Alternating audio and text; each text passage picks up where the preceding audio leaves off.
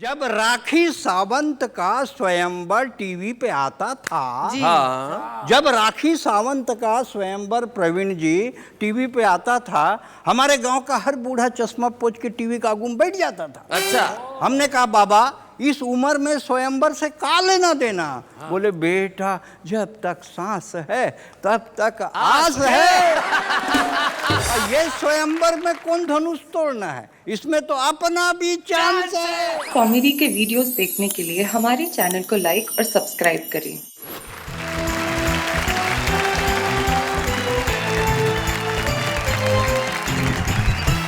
क्या बात है। राजेंद्र मालवीय, आलसी जी, सुरेंद्र दुबे जी, प्रवीण शुक्ल जी, बड़े अच्छे हमारे मित्र हैं। तीनों हमारे बीच में बैठे हैं और बड़े ही खूबसूरत। हाँ प्रवीण जी, ये कहना चाहता हूँ कि आज तीन हास्य कवि एक साथ हैं, माहौल रंगीन है, वातावरण संगीन है। जी जी। लेकिन दो कोट वालों के साथ दुबे जी कुर्ते में है, ये क्या सीन है? मैंने जानबूझ के इनको ये कुर्ता पहनवाया है कि एक बार मैंने इन्हें ब्लैक सूट पहनवाया था तो पता ही नहीं चला कि सूट कहाँ खत्म हुआ, आदमी कहाँ शुरू हो गया। शैलेश जी इसे कोयला मत समझो जी। कोयले का भाव होता है। हाँ। कोयला धधक जाए तो अलाव होता है और कोयला अपने पे आ जाए तो मध्यावधि चुनाव होता है।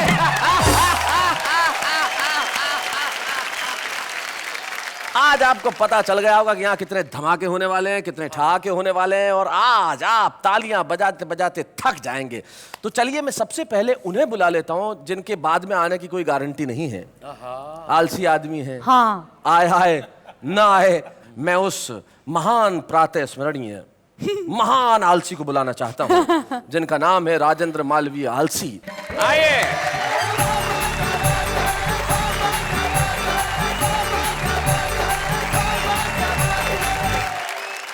सभी को प्रणाम करता हूं। जी, जेब में हाथ डाल के।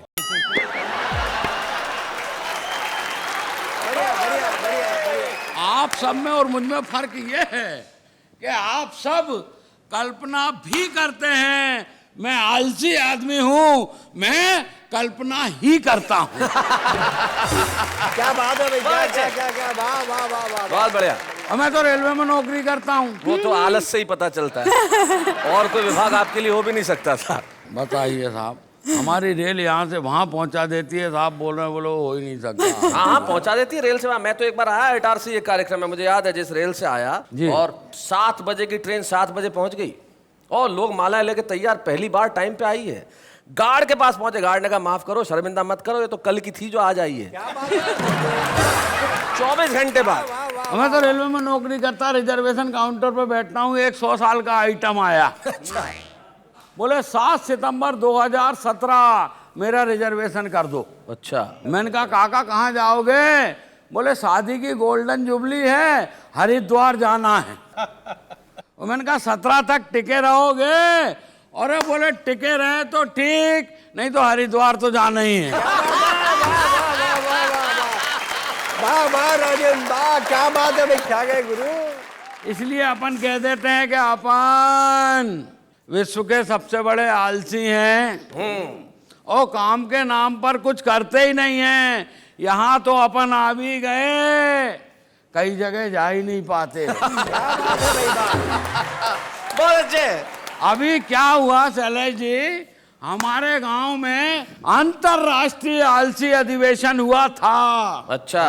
तो दुनिया भर के आलसियों ने उसमें भाग लिया, अपन गए ही नहीं।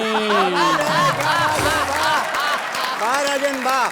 तो भाई साहब किसी ने शिकवा किया ना गिला, पहला पुरस्कार अपने को ही मिला।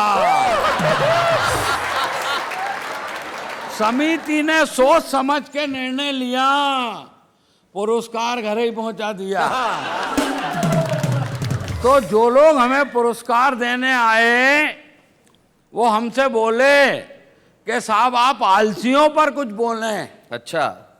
अपन ने पूरी ताकत लगाकर अपने होंठ खोले और बड़ी मुश्किल से ये बोले, भाड़ में जाए यार, कौन बोले। वाह वाह वाह वाह वाह। बड़ा अजीब मामला निकल कर क्या आता शैलेश जी। अब आप तो बार बार मेरे को फोन कर करके बोले वो राजेंद्र मालवीय आ गए। कहा, मैंने कहा आ गया। बोलो खाने में क्या भिजवाएं? मैंने कहा 2 लीटर दूध भिजवा दो। बोले दूध क्यों? मैंने कहा क्या है कि उसको चबाना नहीं पड़ता। अरे बहुत अच्छे, बहुत यार अच्छे। कौन चबाए? एक बार तो नाई की दुकान पर गया दुबे जी, हाँ अपनी आदत के हिसाब से बैठ गया। मैंने कहा यार तू दाढ़ी बना दे। नाई बोला साहब सर तो ऊपर करो। मैंने कहा तू बाल ही काट दे। अलग अलग तरह की बात है। एक बार फांसी हो गई। किसको? तुमको? कल्पना में। जज साहब बोले मालवी जी जाते जाते कोई आखिरी शौक फरमाएंगे? मैंने कहा यस सर, कुंभ के मेले में नहाएंगे। क्या बात है, क्या बात है भाई, वाह।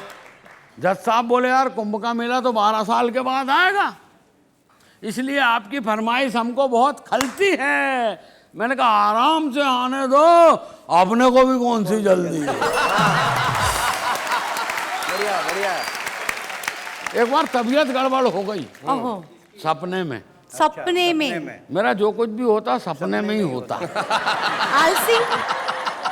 तबीयत गड़बड़ हो गई सपने में। डॉक्टर के पास गया, डॉक्टर ने नाड़ी वाड़ी टटोली। बोले कोई ज़्यादा घबराने की बात नहीं है, थोड़ी सी काली मिर्च, थोड़ी सी लौंग, थोड़ी सी अजवान, थोड़ी सी तुलसी की पत्ती, इसको रात भर पानी में भिगाओ, दिन भर सुखाओ, दूसरे दिन चूरन बनाओ, तीसरे दिन खाली पेट खाओ, चौथे दिन ठीक हो जाओगे बच्चा।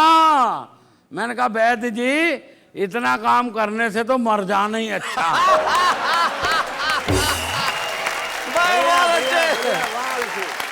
नेता लोग आते बोले हमको वोट दो, हमको वोट दो, हमको वोट दो। हमारी माँ ने कहा तुम्हें क्या वोट दें? एक बार वोट दो तो तुम 5 साल के बाद आते हो। नेता बोला ऐसी क्या बात है माता जी, आजकल तो हम हर साल आते हैं। बोले इधर सरकार गिरी और हम हाजिर। कोई समस्या हो तो बताओ। हमारे माँ ने कहा कोई समस्या नहीं है, मेरा बेटा है आलसी है, पेड़ पे चढ़ा है नीचे नहीं उतर रहा है, उसको उतार के ले जाओ। आओ शैलेश जी मेरे पास आए, बोले तू नीचे उतर। मैंने कहा मैं नीचे क्यों उतरूं, मैं तो आलसी हूं। बोले जब तू आलसी है तो तू पेड़ पे चढ़ा कैसे? मैंने कहा मैं पेड़ पे कहाँ चढ़ा था, मैं तो जमीन पे पड़ा था, और मुझे क्या मालूम के नीचे एक बीज गड़ा था।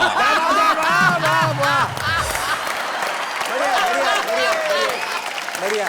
पूरे देश के लोग अखबार पढ़ते हैं, सुनते हैं, समझते हैं। अखबार में एक समाचार आया, आपराधिक मानसिकता के नेता अब चुनाव नहीं लड़ सकेंगे।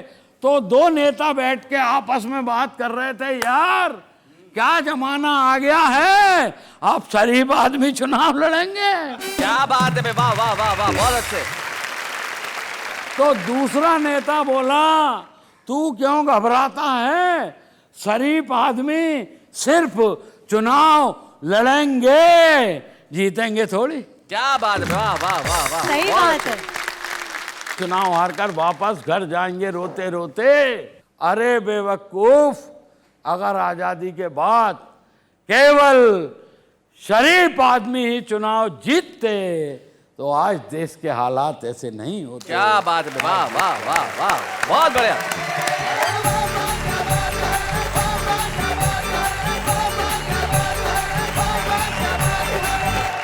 भाई बहुत अच्छे राजन जी, कमाल कर दिया आपने। और सबसे बड़ा तो आपको बहुत बहुत धन्यवाद कि आप वापस भी लौटे, वरना आपका क्या भरोसा, आप यहीं बैठ सकते थे, अपन जाते ही नहीं। आप बात कर रहे थे कि शरीफ आदमी इलेक्शन लड़ते तो देश के हालात ऐसे नहीं होते जी। तब मुझे एक कवि हैं तेज नारायण बेचैन, उनकी 4 पंक्तियां याद आ रही थी।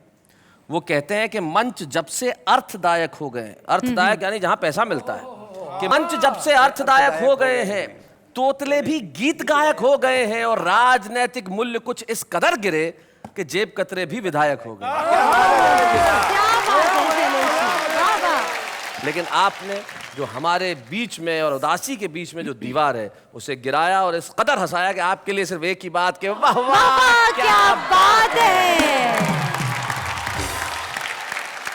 राजेंद्र मालवीय जी, आपने तो भले आलस में कमाल कर दिया, लेकिन कुछ लोग होते हैं वो अलग ढंग से कमाल करते हैं। पिछले कुछ वर्षों में हिंदी कवि सम्मेलनों की एक बेहद मजबूत कड़ी होकर उभरे हैं प्रवीण शुक्ल।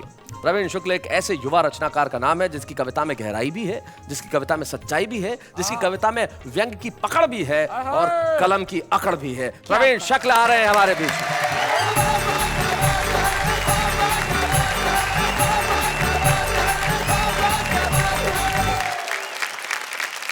कल्पना की बात चल रही है तो हास्य बिखरा हुआ है चारों तरफ। जी आजकल तो सीडी का ज़माना आ गया, उससे पहले एक बार वीडियो कैसेट लाइब्रेरियां खुली थी और समय आजकल किसी के पास नहीं है। आदमी कम समय में ज़्यादा काम करना चाहता है, इसलिए लोग अधूरे वाक्य बोलते हैं। मुझे याद आता उस समय एक चला गया वीडियो कैसेट लाइब्रेरी में। जी बोले भाई साहब माँ है क्या? माँ फिल्म की कैसेट मांगना चाहता था। दुकानदार बोला जी माँ तो नहीं है, आज डैडी को ही देख लो। वो भी महेश भट्ट की डैडी फिल्म के बारे में बता रहा था। जी पीछे से दूसरा कस्टमर पहुंच गया, बोले साहब बहू रानी है। इस बार दुकानदार गच्चा खा गया, उसने सोचा घर की बहू को ही पूछ रहा है। उसने गर्दन घुमाई, आवाज मारी बहू रानी है क्या? अंदर से लड़के की आवाज आई बहू रानी को तो 4 दिन पहले शैलेश लोढ़ा जी ले गए। तभी शैलेश जी बहू रानी फिल्म की कैसेट लेकर आ गए। बोले अरे यार कैसी बहू रानी दे दी, इसकी तो आवाज ही ठीक नहीं है। दुकानदार बोला कोई बात नहीं, बहू रानी को यहीं रख दो, पड़ोसन ले जाओ, बिल्कुल नई आई है। मैं एक छोटी व्यंग कविता आपको सुनाता हूँ। अभी पिछले दिनों दिल्ली में एक स्थान से गुजर रहा था, मैंने देखा 2 मजदूर काम पर लगे हुए थे। एक गड्ढा खोदने का काम कर रहा था, दूसरा उसे भरने का काम कर रहा था। मैंने कहा भैया ये क्या कर रहे हो? तो एक मजदूर नहीं बताया। बोले साहब काम पर 3 लोग लगाए गए थे, एक को गड्ढा खोदना था, दूसरे को पौधा लगाना था, तीसरे को मिट्टी भरनी थी, दूसरा आया नहीं है, हम अपना काम कर रहे हैं। बहुत अच्छे। ये आनंद की स्थितियां, तब आप एक कविता का आनंद लीजिए। जी सुनिए जनाब, अभी पिछले दिनों की शाम कवि सम्मेलन से घर लौटते समय हमारा पांव अचानक एक बोतल से टकराया। मैंने घबराकर बोतल को उठाया और सकपकाकर जैसे ही ढक्कन खोला, विस्फोट के साथ छूट गया बम का गोला। चारों ओर फैल गया धुआं ही धुआं। धुएं के बादलों के बीच एक बहुत बड़ा जिन्न प्रकट हुआ। बोला आका आपने मुझे आजाद किया है, मैं जिंदगी भर आपकी जी हुजूरी करूंगा। जो भी मांगना चाहते हो मांग लो, मैं आपकी हर एक इच्छा पूरी करूंगा। मैंने कहा जिन्न महाराज यदि करना ही है तो कर दो इतना सा काज, भारत की भूमि से भ्रष्टाचार भगा दो। जिन्न बोला मैं वापिस बोतल में घुस रहा हूं, तुम ऊपर से ढक्कन लगा दो। बहुत अच्छे, प्रवीण भाई बहुत अच्छे। Very nice. पति पत्नी के संबंध पर एक छोटी कविता सुनाता हूं, आनंद लीजिए। स्वागत, सुनाइए। शादी के बाद पहली ही मुलाकात में पत्नी पर रौब डालने के लिए पति ने कहा बात ही बात में, देखो मैं जिंदगी को अपनी शर्तों पर ही जीता हूं। रोजाना क्लब जाता हूं, ताश खेलता हूं और दारू भी पीता हूं। अब तुम भी अपने बारे में कुछ बताओ। तो लड़की बोली जी बिल्कुल भी मत घबराओ, तुम्हारी और मेरी खूब छनेगी, जितनी बननी चाहिए उससे भी ज्यादा बात बनेगी। तुम जैसा पियक्कड़ ढूंढने के लिए पिताजी ने 4 साल तक समय की बर्बादी की है। अच्छा चिंता मत करो, दोनों के गुण मिलाकर ही शादी की है। बहुत अच्छे। कई बार गुण इस तरह से मिल जाते हैं कि उनका प्रभाव बहुत दूर तक जाता है। एक ऐसी सुंदरी, उसने विचित्र वेशभूषा बना रखी है, उसको देखकर लगता है किसी दूसरे ग्रह का प्राणी धरती पर उतर आया है। उसे समाज के अलग अलग लोगों ने देखा, तो देखिए उनकी कल्पना का विस्तार कहां तक हुआ। हाँ जी। आनंद लीजिए। कल्पना कीजिए यही है, मतलब इन्हें देखा जा रहा है और लोग क्या कह रहे हैं। सुंदरी यही है, कल्पना कर लीजिए क्या जा रहा है आपका, कल्पना ही तो करनी है। उन्हें समर्पित किया जाता जी है। इन्हें समर्पित किया जाए, शक्ल इनकी, कविता आपकी। सुनिए कि फोटोग्राफर ने एक आंख मीच कर कहा जिसे खींचता रहूं वो पोज लगती हो तुम। खाट पे पड़े हुए मरीज ने कहा कि मुझे जीवन बचाने वाली डोज लगती हो तुम, जीवन बचाने वाली डोज लगती हो तुम। माली बोला बार बार सूंघने को मन करे। अच्छा कि माली बोला बार बार सूंघने को मन करे, नया नया खिला रेड रोज लगती हो तुम।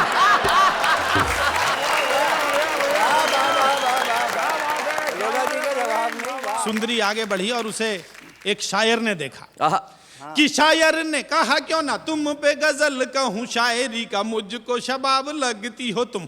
जिसे देख कर मन मांसाहारी होने लगे, शाकाहारियों को वो कबाब लगती हो तुम। शाकाहारियों को वो कबाब लगती हो तुम। और अगली पंक्ति शैलेश भाई को समर्पित करता हूँ, जो बड़े कवि हैं, बड़े एंकर हैं। कि जिन सूफियों ने एक बूंद का भी चखी नहीं, ललचाती उनको शराब लगती हो तुम। बीए में जो बार बार फेल हो रहा था, बोला सारे ही सवालों का जवाब लगती हो तुम। सारे ही सवालों का जवाब लगती हो तुम। सारे ही सवालों का जवाब लगती हो। एक छंद विशेष सुनिएगा, आपको आनंद आएगा।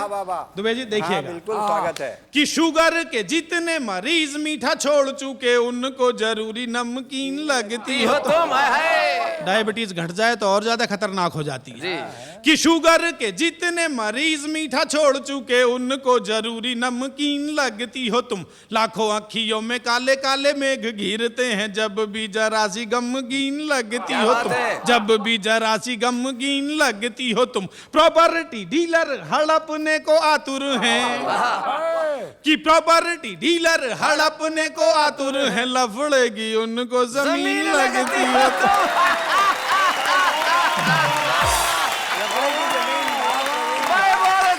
और अगली पंक्ति में समर्पित नहीं कर रहा हूं, आप स्वयं समझ जाएंगे मैंने किसे समर्पित की है। अच्छा। कि प्रॉपर्टी डीलर हड़पने को आतुर हैं, लफड़े की उनको जमीन लगती हो तुम। खाट जिनकी खड़ी हुई है कई बरसों से, ऐसे खूसटों को भी हसीन लगती हो तुम।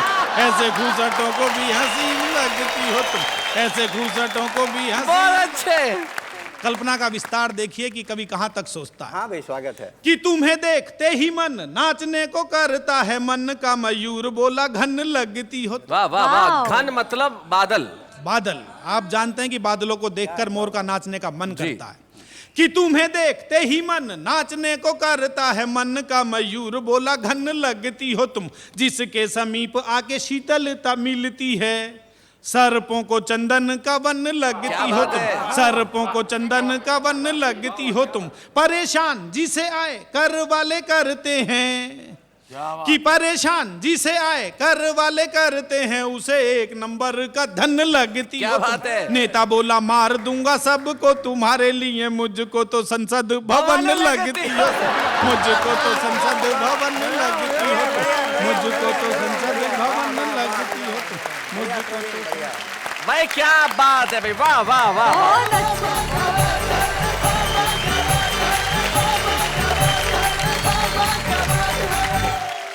क्या कहूँ मैं, मुझे एक बात का बड़ा दुख होता है। किस बात का? कि शो को एंकर कर रही हो? कल्पना कभी सच क्यों नहीं हो सकती? कल्पनाएं सच हो सकती हैं, होना चाहती भी हैं, लेकिन दिक्कत हो जाती है। क्या? जैसे राजेंद्र मालवीय ने एक बार रात को सपना देखा कि इसको प्रवीण शुक्ल और सुरेंद्र दुबे ने बहुत बुरी तरह पीटा, बुरी तरह पीटा, इतना मारा कि सुबह उठते ही सबसे पहले अपने बैंक गया और बैंक वालों को कहा मेरा अकाउंट बंद कर दो। बोले क्यों भाई, अकाउंट क्यों बंद करते? बोले आपका जब बैंक का नाम लिखा हुआ है वहां नीचे टैगलाइन है, हम आपके सपनों को हकीकत में बदलते हैं। तो अगर सपने हकीकत में इस तरह तब्दील हो जाएं तो कोई नहीं चाहेगा कि कल्पना हकीकत बने। लेकिन क्या करें साहब, हम भी चाहते हैं कि हमारी कल्पना हकीकत हो जाए। हम तो चाहते हैं कि डीजल सस्ता हो जाए, पेट्रोल सस्ता हो जाए, देश में चारों तरफ खुशियां हो, लेकिन ये हकीकत कहाँ हो पाती है साहब। लेकिन कुछ लोग ऐसे होते हैं जो जिंदगी में सिर्फ एक काम करते हैं कि लोगों की जिंदगी में रंग भर सके। हमारे बीच में एक ऐसा ही कवि, एक ऐसा ही रचनाकार है जिन्होंने जीवन का सिर्फ एक ही बीड़ा उठाया है कि मैं अपनी कविताओं से भी, अपनी शक्ल से भी सबको हंसाऊंगा। डॉक्टर सुरेंद्र दुबे।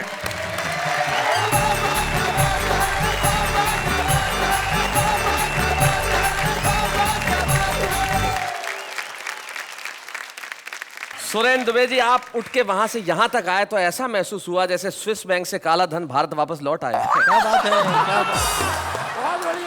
ऐसा है, जब हमारी पत्नी खुश होती है जी तो कहती है तुम मेरे सोना हो, तुम मेरे चांदी हो, तुम मेरे मोती हो, तुम मेरे धन हो। और बाबा रामदेव कहते हैं काला धन जब्त होगा। क्या बात है, जब राखी सावंत का स्वयंवर टीवी पे आता था, हाँ। जब राखी सावंत का स्वयंवर प्रवीण जी टीवी पे आता था, हमारे गांव का हर बूढ़ा चश्मा पोंछ के टीवी का आगू में बैठ जाता था। अच्छा। हमने कहा बाबा इस उम्र में स्वयंवर से का लेना देना? हाँ। बोले बेटा जब तक सांस है तब तक आस है। जब तक सांस है तब तक आस है। और ये स्वयंवर में कौन धनुष तोड़ना है, इसमें तो अपना भी चांस है। भाई साहब, कल्पना तो है, जैसे बच्चों के नर्सरी KG 1 में पाठ होते हैं, मात्रा नहीं होती है। अमर घर चल, हाँ। चल अमर घर चल, ऐसे पाठ होते हैं। नेहा जी, आप भी पढ़ी लिखी होंगी मैं सोचता हूँ, तो मतलब इतना पहले तो पढ़ी होंगी। नेता चल, दिल्ली चल, पटना चल, टोपी लगा, कुर्ता पहन, मंत्री बन, हवाला कर, घोटाला कर, तिहाड़ जा। बहुत अच्छे, बहुत बढ़िया। नेता चल, दिल्ली चल, पटना चल, टोपी लगा, कुर्ता पहन, मंत्री बन, हवाला कर, घोटाला कर, तिहाड़ जा, वापस आ, टोपी लगा, कुर्ता पहन, मंत्री बन। क्या बात है, वाह वाह वाह वाह, बहुत खूब, बहुत अच्छे। हिंदी की क्लास थी, हिंदी की क्लास थी, हिंदी की क्लास थी, टीचर एकदम उदास थी। पति से लड़कर आई, अब काहे की पढ़ाई। बच्चों ने कहा टीचर पढ़ाओ, टीचर पढ़ाओ। टीचर ने कहा दिमाग मत खाओ, कल गाय पे निबंध लिखवाया था, जाओ पति पर निबंध लिख कर लाओ। बच्चों ने लिखा, पति एक दयनीय पालतू प्राणी है। पति एक दयनीय पालतू प्राणी है जिसे हम मनुष्य भी कह सकते हैं। बढ़िया बढ़िया बढ़िया। शादी के पहले पति सामान्यतः मनुष्य ही होता है। पति की 2 आंखें होती हैं जिनसे वो अल्टरनेट देखता है। जी। पति के प्रकार, हिंदुस्तान में पति के 2 प्रकार पाए जाते हैं। अच्छा। एक जोरू का गुलाम, शैलेश जी, जी। एक जोरू का गुलाम,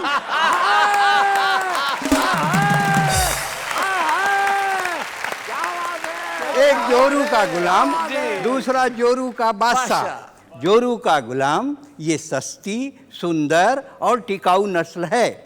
ये बहुतायत मात्रा में पाई जाती है। जोरू का बादशाह ये प्रजाति धीरे धीरे लुप्त हो रही है।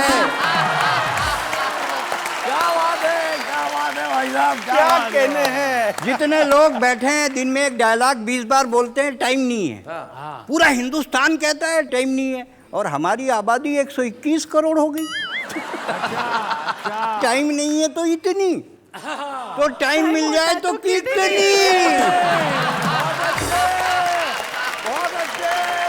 जिसको देखो टाइम नहीं है। अच्छा, आजकल क्या है, रहे सहे में टाइम नहीं है व्यापारी के पास परिवार के लिए, टाइम नहीं है नेता के पास सरकार के लिए, टाइम नहीं है पुलिस के पास रक्षा के लिए, और टाइम नहीं है शिक्षक के पास शिक्षा के लिए। क्या बात है, टाइम वाह नहीं वाह है। वाह वाह वाह वाह। टाइम नहीं है, टाइम नहीं है भाई साहब। आप जिंदगी भर बोलिए टाइम नहीं है, लेकिन अगर कोई बेबस औरत सड़क पर इज्जत बजाने के लिए गुहार लगाए, कोई अंधा सड़क पार करने के लिए लाठी थमाए, कोई विदेशी सरहद पार करके हिंदुस्तान में घुस जाए, और कोई बंबई में आतंक मचाए, कभी मत कहिएगा टाइम नहीं है। क्या बात टाइम है, नहीं वाह है, वाह वाह, टाइम नहीं है। बहुत बढ़िया।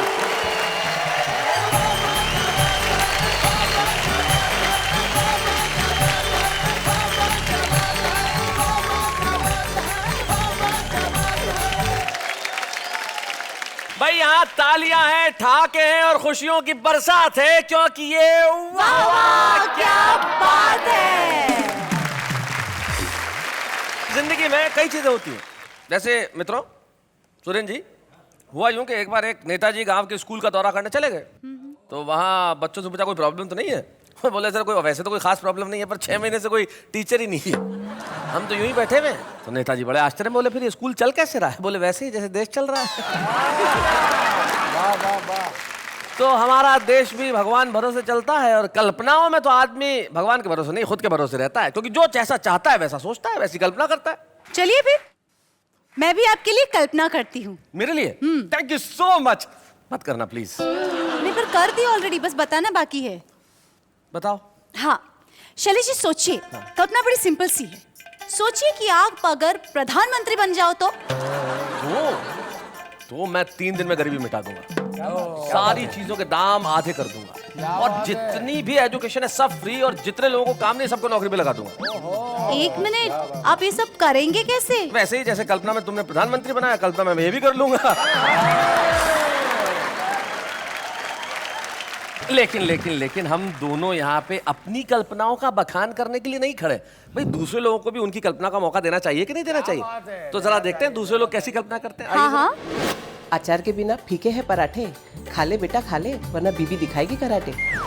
दादी जब चिल्लाती है तो बड़े बड़े आंसुओं के साथ रोती हूँ, पर उन्हें क्या पता ओवर एक्टिंग में तो उनकी ही होती हूँ। हर तरफ पढ़ाई का साया है, किताबों में सुख किसने पाया है? हम तो जाते हैं कॉलेज लड़कियां ताड़ने, प्रोफेसर कहता है इतनी बारिश में लड़का पढ़ने आया है। यूँ तो हमने भी की थी सीए की पढ़ाई, हाथ में आ गया सीफ और चूल्हा और कढ़ाई। बढ़िया है। ABCDEFG 1G याद नहीं हुआ, उससे पहले आ गया 3G। बचपन में नानी हमें सुनाती थी परियों की कहानी, अब हम सुनते हैं आज की परी शीला की जवानी। माना कि मेरे बेटे तुझ पर मरते हैं, ये मत भूल कि तेरे ससुरी मुझसे डरते हैं।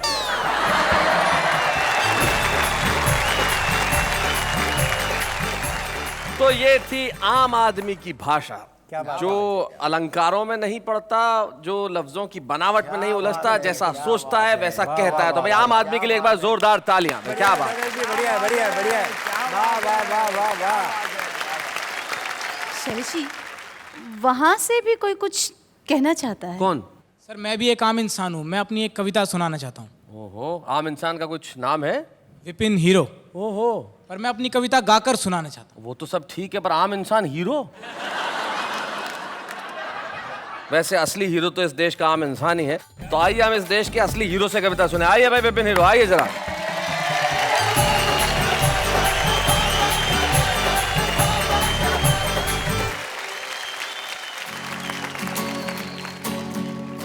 ओ मेरी जान, मैं ही तो हूँ तेरा शाहरुख खान। अच्छा। ओ मेरी जान, मैं ही तो हूँ तेरा शाहरुख खान। क्या हुआ जो है मेरी एक चाय की दुकान, नुक्कड़ पे है मेरा छोटा सा मकान। जिंदगी भर तुझको खुश मैं रखूंगा, देता हूँ अपनी जुबान। ओ मेरी जान, मैं ही तो हूँ तेरा शाहरुख खान।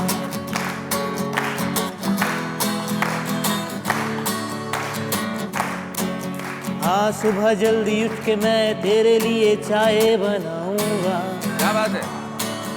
ओ फैन मट्ठी नहीं खाएगी तो मैं ब्रेड बटर लाऊंगा। हाँ ठंडे पानी से जो ना नहाएगी तो गीजर लगवाऊंगा। हाँ लगवाऊंगा। ओ मेरी जान, मैं ही तो हूँ तेरा शाहरुख खान। क्या हुआ जो है मेरी एक चाय की दुकान, नुक्कड़ पे है मेरा छोटा सा मकान। जिंदगी भर तुझको खुश मैं रखूंगा, देता हूँ अपनी जुबान। हाय हाय।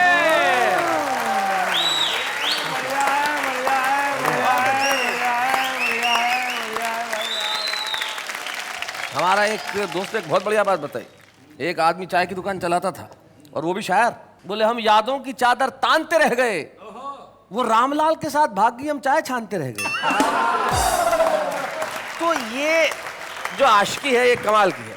लेकिन विपिन, आपके आत्मविश्वास को बधाई, आपने जिस तरह से कविता सुनाई। हमारे कवि मित्रों से मैं पूछना चाहूंगा, क्या लगा आपको सुन के? मुझे तो ये लगा कि विपिन ने जो कहा है कि चाय की दुकान है, और वैसे मैं शाहरुख खान हूं तो दिखने में तो शाहरुख खान जैसे ही।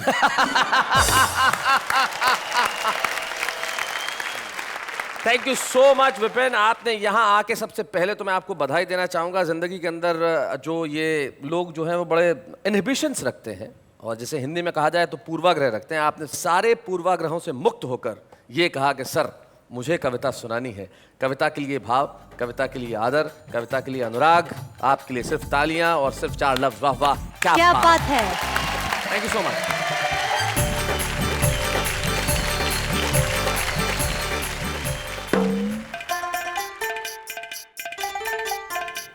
हेलो, ओ मुगल आजम की मधुबाला कहाँ खो गई? डूब गई। कल्पना कर रही थी। कल्पना कर रही है। क्या क्या कल्पना कर रही थी? बट शर्म आ रही है बताने को। तकलीफ वाली बात है, फिर भी जरा बता दो क्या क्या कल्पना क्या है ऐसी? इतना आग्रह कर रहे तो बता ही देती हूँ। जी सोचिए, बड़ा सा कवि सम्मेलन चल रहा है जी, सोचा। हजारों की तादाद में ऑडियंस आई हुई है। हम इतने खूबसूरत तैयार होके हम दोनों मंच पे गए। हाँ। आपने कविता बोली, सबने वाह वाह कही मुझे। कविता मैंने सुनाई, वाह वाह मुझे कही। शर्म नहीं आती? सर पहले ही बोला था, वही आ रही थी, आपने बोला बोलो बोलो बोलो। बहुत बढ़िया, बहुत बढ़िया। शैलेश जी, मुझे एक बात समझ में नहीं आई कि कल्पना का अंत है कि नहीं। देखिए, कल्पना का अंत तभी होता है जब कल्पना हकीकत में। मैं बताता हूँ शैलेश जी, कल्पना का अंत होता है कल्पना। जैसे तुम किसी के पास खड़ी हो तो जो भाव पास वाले व्यक्ति में उत्पन्न होगा वो कल्पना होगा। मित्रों, सुरेंद्र दुबे एक ऐसे रचनाकार का नाम है जिसने हिंदी कवि सम्मेलनों में सिर्फ अपना बहुत पुख्ता पक्ष ही सामने नहीं रखा, न केवल अपनी कविताओं से दुनिया भर के लोगों को हंसाया। छत्तीसगढ़ प्रदेश में रहते हैं और वहाँ अपनी भाषा में इतना काम किया कि इन्हें भारत सरकार ने पद्मश्री प्रदान किया। हम सुरेंद्र दुबे को सम्मानित करते हैं।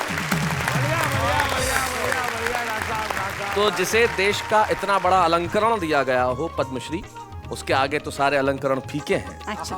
लेकिन कविता के मंच पे अगर कविता का सम्मान हो तो उसकी बात ही कुछ और होती है। जी, यस। तो वाह वाह क्या बात है, को बड़ी खुशी है कि हम डॉक्टर सुरेंद्र दुबे को आज इस मंच पे सम्मानित करेंगे। हम जोरदार तालियां बजाएंगे डॉक्टर सुरेंद्र दुबे के लिए।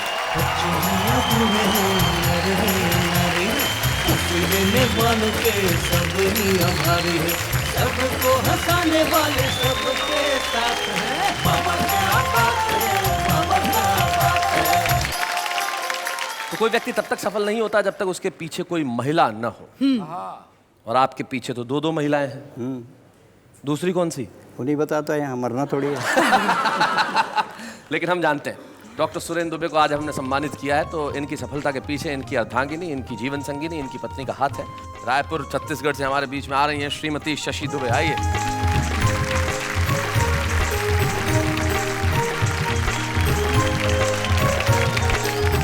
कितने साल हो गए आपकी शादी को?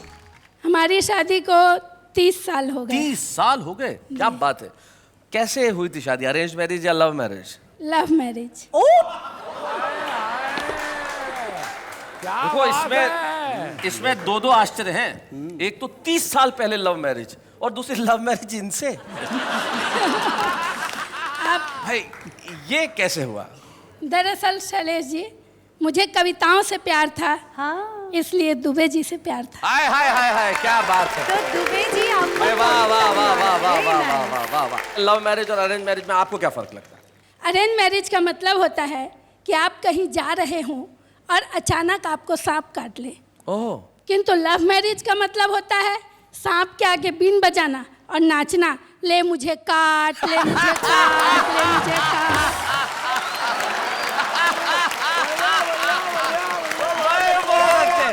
जब ये मेरे प्रेमी थे जी, तो मेरी सारी मांगे भाग भाग कर पूरी करते थे। अच्छा। और जब शादी हो गई तो मांगे सुनते ही भाग जाते।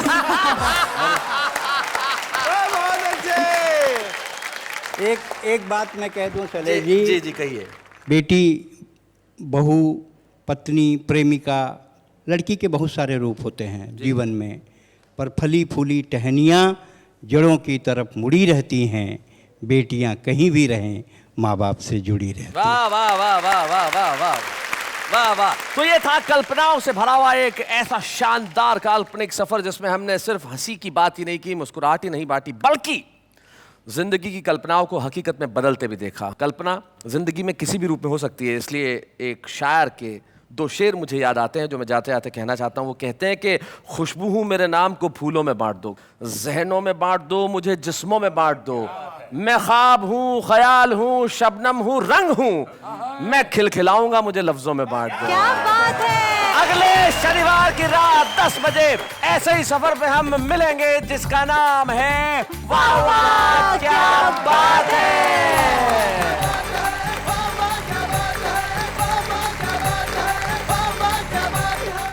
कॉमेडी के वीडियोस देखने के लिए हमारे चैनल को लाइक और सब्सक्राइब करें।